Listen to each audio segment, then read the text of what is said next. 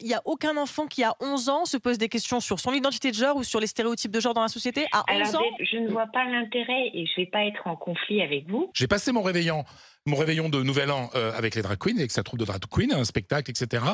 Et je vais vous dire simplement, j'adore ça, vraiment, mais c'est pas pour les enfants. C'est extrêmement... Voilà, les drag queens, c'est très... Voilà, c'est comme ça. Et c'est fait pour les adultes. Je sais, je suis un amateur. Et je sais très bien, et voilà, et les stéréotypes, ce sont des stéréotypes très... Et à 11 ans, je ne suis... Non, 17 ans, c'est autre chose. Mais à 11 ans, je ne suis pas sûr, alors qu'on essaye de protéger nos enfants de... Alors, je parle, c'est pas de la... Il y a un vrai problème par rapport à certaines images, Drag queen, c'est pas du tout... Il y a tout un discours autour de de protéger les enfants de certaines images. Je veux dire, les spectacles de drag queen, et j'apprécie, je suis fan, et je m'y connais, c'est un spectacle extrêmement... Donc ce n'est pas fait pour les enfants. Il y a encore des films aujourd'hui où c'est interdit au moins de 12 ans, interdit au moins de 15 ans, interdit parce qu'il y a par moments de la violence ou des scènes qui ne sont pas pour un certain âge. mais il n'y a pas de scène sexuelle dans le spectacle de drague. Ah Elle chante et elle danse. C'est le regard qui... Ah non, ouais, non. Bah si, c'est le regard social qui...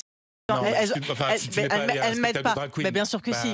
Si tu n'as pas le monopole du spectacle de drag queen. Oui, non, mais bon, il y a que moi qui n'ai jamais été à un spectacle de drag queen, en fait, sur ce plateau. Moi, j'ai vu Drag Race. Moi aussi. Extrêmement réussi. Mais c'est extrêmement bien réussi. Et d'ailleurs, beaucoup, la grande dame, par exemple, qui participe au Drag Race, est membre de la troupe de mon ami Philippe. Donc ça, mais c'est extrêmement...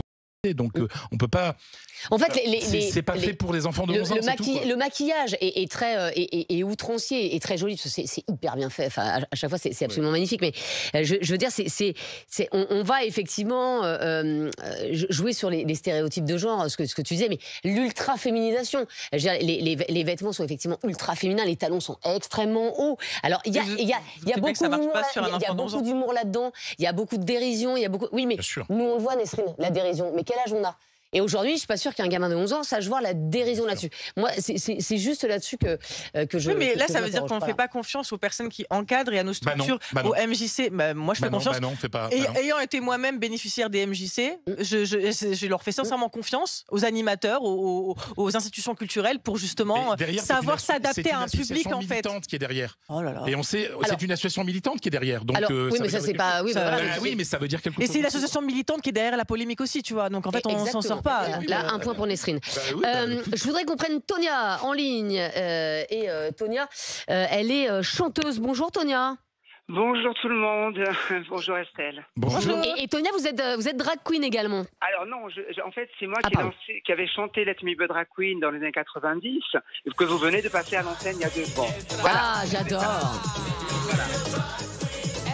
Exhibition. Voilà, on avait fait cette chanson à l'époque qui permettait aux gens de s'exprimer et d'avoir une nouvelle façon de voir les choses. Alors, justement, je viens vers vous pour vous dire que c'est vrai qu'effectivement, ça peut être gênant pour les adultes de voir des enfants qui trifouillent du maquillage, qui s'amusent avec des perruques, parce que de suite, ça genre de suite la chose. C'est ce qui peut déranger les adultes. Mais n'oubliez jamais une chose, que des drag queens, ce n'est pas c'est se déguiser, s'amuser. On ne demande pas à tous les garçons de Dunkerque de savoir s'ils sont homosexuels ou si le lendemain, ils vont s'amuser avec leur femme pour je ne sais trop quoi. Donc, vous voyez, il faut arrêter. En fait, c'est de l'ultra-féminisation. Alors, peut-être que le mot n'est pas bon, mais c'est de l'ultra-féminisation. Là, par exemple, pour ceux qui nous regardent sur RMC Story, on voit effectivement des dragues avec des robes ultra moulantes, extraordinairement décolletées, des magnifiques robes avec des paillettes. Il y a des talons très hauts. Quand on dit vous le dites bien parce que vous dites des talons très hauts. Vous voyez, vous dites, oui, vous le dites dans ce que vous dites. Oui, mais c'est de la... mais à la fois de la tourner en dérision. Et encore une fois, la question qui se pose, c'est est-ce qu'aujourd'hui des adultes, nous évidemment on la voit la dérision et on trouve ça on trouve ça très bien, etc. Mais est-ce que quand vous avez 11 ans, la dérision, vous la voyez? Vous voyez ce que je veux dire? Oui, mais comment on va expliquer les choses? Voilà, c'est ça l'interrogation. En fait, je ne crois pas que dans ces stages, ceux qui ont un problème de genre vont être sensibles ou être touchés. Ce n'est pas du tout ça. Ça n'a rien à voir. On n'est pas vous savez, ceux qui sont dans un genre différent, c'est pas là où ils se posent des questions. C'est pas grâce à une perruque ou un maquillage. Attention, c'est aussi bien pour les garçons que pour les filles. Faut pas oublier que les drag queens ne sont pas tous lesbiennes ou les drag queens ne sont pas. Alors si, c'est vrai que bien souvent ils sont homosexuels. Tous les drag queens. Oui, mais ça c'est le problème. Ça permet, c'est un échappatoire. Ça c'est encore autre chose. C'est une autre histoire. Mais juste, je voulais vous dire que moi, je vais vous donner un exemple. En 95-96, quand je suis allé chanter pour la première fois un groupe, donc un petit peu LGBT, ça ne se disait pas à l'époque, mais un peu LGBT, est arrivé à Euro Disney pour faire un spectacle pour des enfants. On est arrivés, nous, on ne savait pas du tout où on allait. On commence à chanter. Vous savez que les enfants venaient vers nous, nous prenaient dans les bras, et c'était les adultes qui tiraient les enfants vers eux. Vous voyez ce que je veux dire ? Il y a toujours une idée de pas connaître ça, et donc du coup d'avoir peur que l'enfant s'identifie automatiquement en 2 secondes et on oublie. Vous savez, tous les homosexuels viennent de pères hétérosexuels. Donc, il ne faut pas oublier ça. C'est pas parce que ils ont été homosexuels ou lesbiennes que la mère était lesbienne ou le père était homosexuel. Oui, non mais bien sûr. C'est pas une filiation. On décide pas.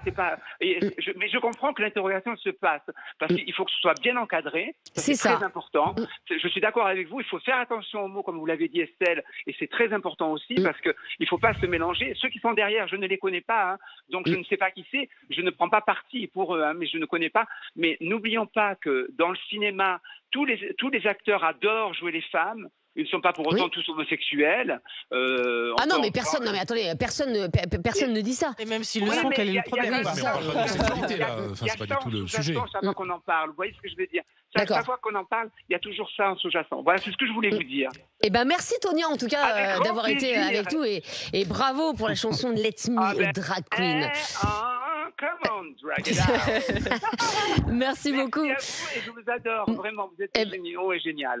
Eh ben, c'est trop sympa. Merci beaucoup, Tonia, d'avoir été avec nous. Vous nous rappelez quand vous voulez. On a plein de messages sur l'appli RMC, Rémi. Allez, j'ai ce message de Lu qui nous dit il faut faire preuve de tolérance. C'est vrai que ça peut être assez surprenant le contenu de ce stage à l'origine, mais ils semblent avoir compris puisqu'ils vont en changer le contenu. Il faut, moi je pense, initier les enfants, mais avec beaucoup de tact à la différence entre les genres. Oui, et d'ailleurs c'est vrai qu'il y a une reculade effectivement de la part de la mairie sur ce sujet. On est avec Angélique Kosinski, c'est notre invitée sur ce débat, psychologue clinicienne à Paris pour les enfants et les ados. Bonjour docteur.